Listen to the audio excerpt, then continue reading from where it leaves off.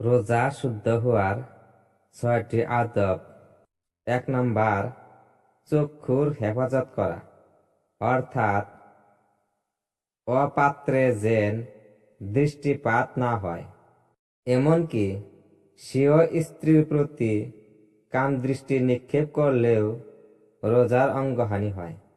Number 2, জবানের হেফাজত করা, মিথ্যা চুগলখড়ি, বাজে কথা, গীবত ও কটু বাক্য ইত্যাদি হতে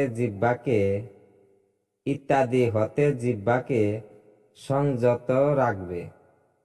নাম্বার 3, কর্ণের হেফাজত, অর্থাৎ ওইসব অপ্রিয় বস্তু যা মুখে উচ্চারণ করা না জায়েজ, উহার প্রতি কর্ণপাত করাও না জায়েজ। নাম্বার 4, বাকি সব অঙ্গ প্রত্যঙ্গের হেফাজত করা, যেমন হাতকে নিষিদ্ধ বস্তু স্পর্শ করা হতে, পাকে অবৈধ স্থানে গমন করা হতে, পেটকে সন্দেহজনক বস্তু খাওয়া হতে রক্ষা করবে। যে ব্যক্তি রোজা রেখে হারাম মাল দ্বারা ইফতার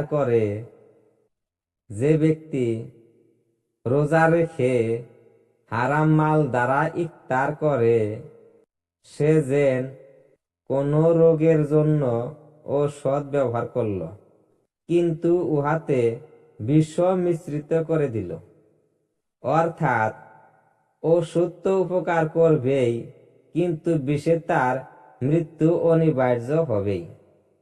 নাম্বার 5, ইফতারের সময় হালাল মাল দ্বারা হলেও উদর পূর্ণ করে না খাওয়া। নাম্বার 6, রোজা কবুল হবে কিনা এই ভয়ে সব সময় কম্পিত থাকা।